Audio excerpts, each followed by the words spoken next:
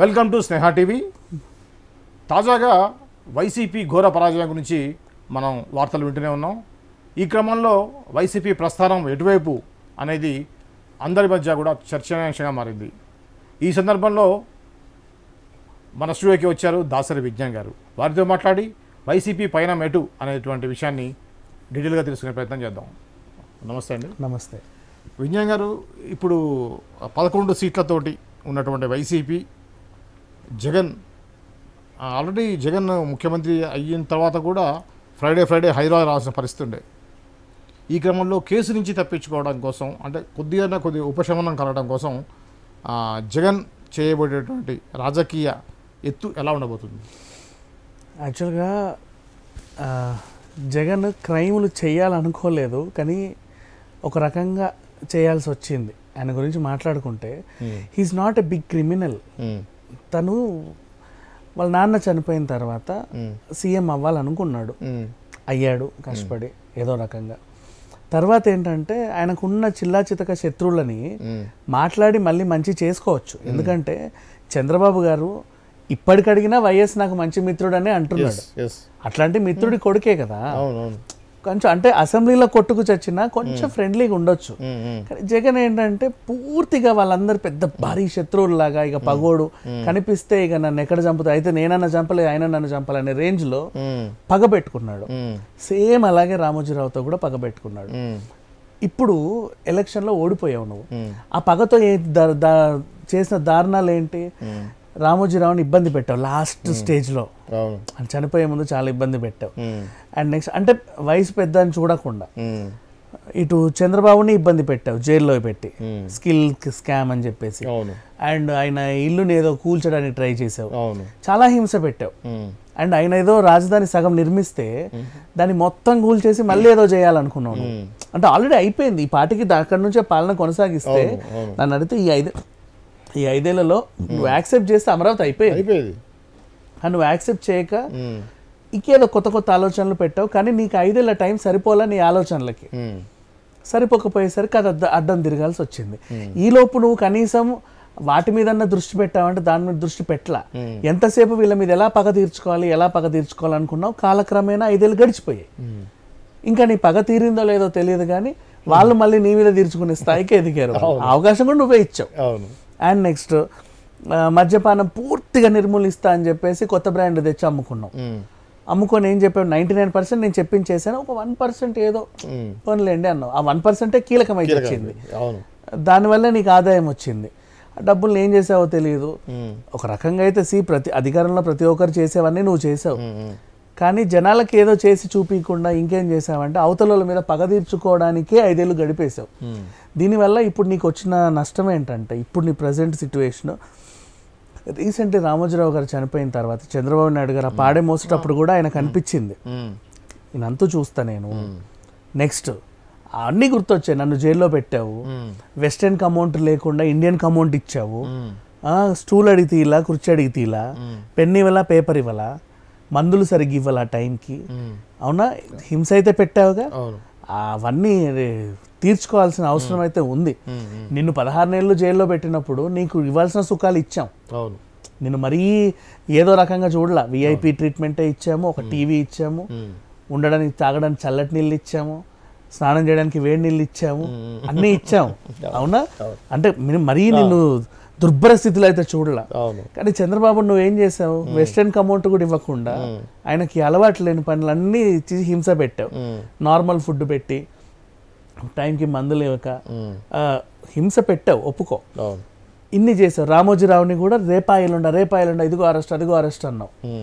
నిన్ను చేసిన తర్వాత కూడా నీ బాబాయ్ ఇంట్లో, సొంత ఇంట్లో బాబాయ్ చనిపోయాడు. ఈ కారణం ఏంటనే తర్వాత సంగతి. చనిపోవడం అంటే మామూలు చనిపోవడం కాదు, హత్య చేయబడ్డాడు. అదే సొంత ఇంట్లో. నెక్స్ట్ ఆ చుట్టుపక్కల కాందానంతా కనుసాయి మొత్తం నీదే, టెరిటరీ అంతా నీదే.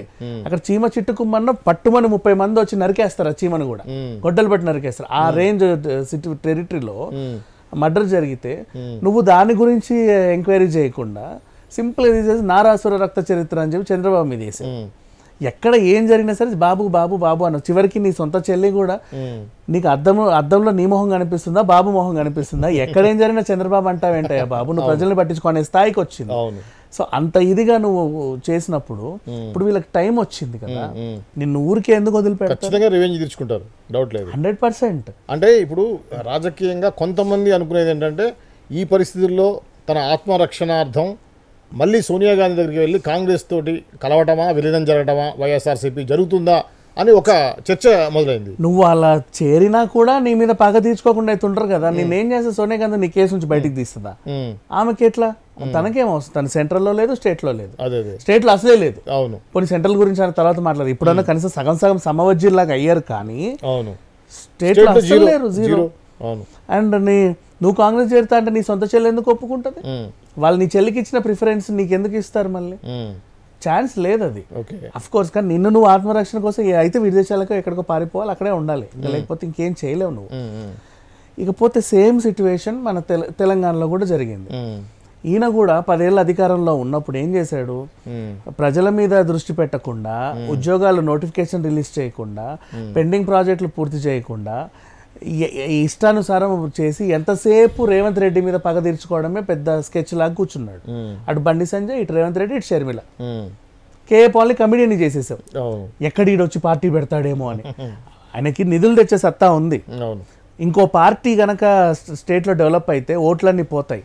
సో ఆ మెయిన్ హెడ్ ఏం చేసావు నువ్వు? కమిడియన్ని చేసి పడేసావు. షర్మిలని ఇంట్లోకి వెళ్ళి బయటికి రానిలా, బండి సంజయ్ని ఇష్టం ఉన్నట్టు ఏదో చేసావు, రేవంత్ రెడ్డిని ఏదో చేసావు. సేమ్ నువ్వు ఎంత అయితే పెట్టావో టార్చరు, ఇప్పుడు ఆయన వాళ్ళ అధికారంలోకి వచ్చావు. నీకు ఇబ్బందులు అయితే ఉంటాయి, ఇక్కడ ఉంటాయి, సేమ్ అక్కడ ఉంటాయి. మీరేం చేశారంటే ఫ్రెండ్లీగా ఉంటూ, మంచి ఫ్రెండ్లీగానే ఉంటూ చక్కగా, ఇప్పుడు ఫర్ ఎగ్జాంపుల్ అదే చంద్రబాబు నాయుడుకి వీళ్ళకున్న డిఫరెన్స్ చెప్తా. చంద్రబాబు నాయుడు వైఎస్ని ఎలాగైతే ఫ్రెండ్ అన్నాడో, అంత తిట్టుకున్న ఈ చంద్రబాబు నాయుడు గానికి ఓటేస్తారా మీరు, మీ బతుకులు చేయడా అన్న కేసీఆర్ని గెలిచిన తర్వాత అమరావతికి ఇన్విటేషన్ ఇచ్చి పిలిచాడు. ఈయన కూడా అయ్యో పిలిచాడు కదా అని చెప్పి ఆయన వంతు ఒక వెండిటికొని ఏదో తీసుకొని వెళ్ళాడు, నా వంతు సహాయం అని. రైట్, అంటే అది అంటే ఫ్రెండ్లీగా ఉండాలి. ఎంత కాదనుకున్నా మనం కొట్లాడేది ఎందుకు? జస్ట్ మిత్రపక్షం ప్రతిపక్షం ఏదో ఉండాలి కాబట్టి సమస్యల గురించి మనం కొట్లాడాలి. పర్సనల్గా అటాకులు చేశారు.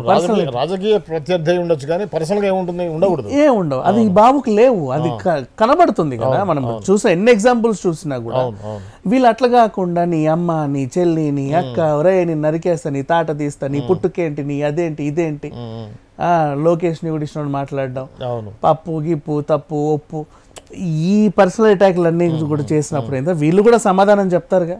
ఎంతకాలం నువ్వు ఏం చేస్తావు?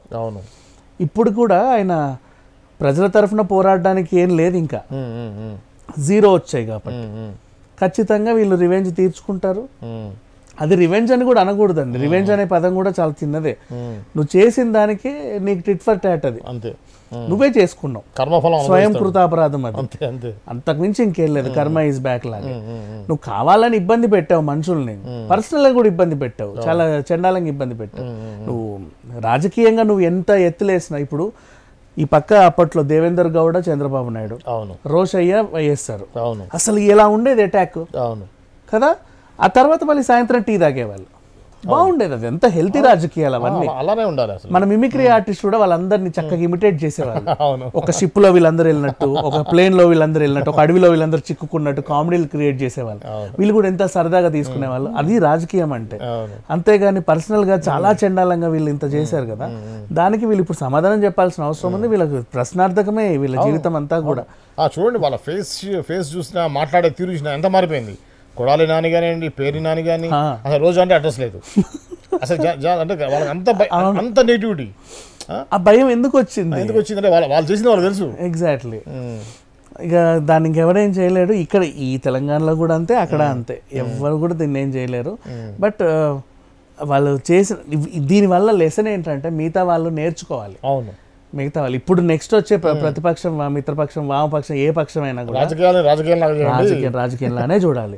ఇప్పుడు ఫర్ ఎగ్జాంపుల్ కూడా నేను అనుకున్నది ఏంటంటే, ఇప్పుడు బాబు పవన్ ఉన్నాడు కదా, పవన్ కూడా అటు ప్రతిపక్షంలో కూర్చొని బాబుని ప్రశ్నించాలి. తర్వాత ఈయన కూడా ఆయనకు సమాధానం చెప్పాలి, ప్రాజెక్టులు పూర్తి చేయాలి, తర్వాత మళ్ళీ సాయంత్రం పార్టీలు ఇద్దరు కలిసి టీ తాగండి, అవును బాగుంటది. అదే అలా అయితే బాగుండేది. కానీ బ్రహ్మాండంగా ఉంటుంది. డిప్యూటీ సీఎం మినిస్టర్ ఇస్తారు అంటున్నారు పవన్ కళ్యాణ్కి. అలాంటప్పుడు తన ప్రభుత్వంలో తనే ఇంకా చెప్పాల్సి ఉంటుంది. ఏం చేయలేదు, ఏం చేయలేని సిచ్యువేషన్. 11 మంది అటు 164 మంది ఇటు. వాళ్ళ 11 ఎందుకు, ఇంకా మినిమం 18 లేని నువ్వు వాగడానికి లేదే. లేదు అవును 18 లేని నువ్వు వాగొద్దు. లాస్ట్ టైం అంటే వాళ్ళకి 22 వచ్చాయి కాబట్టి వాళ్ళు ఏదో మైకులు పట్టుకున్నారు. అవును ప్రేక్షక పాత్రే వాళ్ళు చేస్తుంటే చూడాలి, చూసి కూడా ఇటు బల్లలు టప టప టప టప కొట్టాలి, లేదంటే లేచి వెళ్ళిపోవాలి వాక్అవుట్ అని. అంతే మించి ఏం చేస్తాం. అవును అది ఓకే. ఇది అండి తాజా రాజకీయ పరిస్థితి. మరి వైఎస్ఆర్సీపీ యొక్క భవిష్యత్తు ఎలా ఉండబోతుంది అనేది ఇక మనం తెర మీద చూడటమే తప్పించి చెప్పలేము. ఎందుకంటే 18 లేనిదే ప్రతిపక్ష హోదా కూడా ఉండదు కాబట్టి 11 మంది ఎమ్మెల్యేలతోటి ఏం చేయబోతున్నారు, ఆ 11 మందిని కాపాడుకోగలుగుతాడా 5 సంవత్సరాలు జగన్ అనేది ప్రశ్నార్థకమే. ఈ సందర్భంలో ఎలా జరగబోతుంది అనేది ముందు మన చర్చల్లో చూద్దాం. చూస్తూనే ఉండండి స్నేహ టీవీ.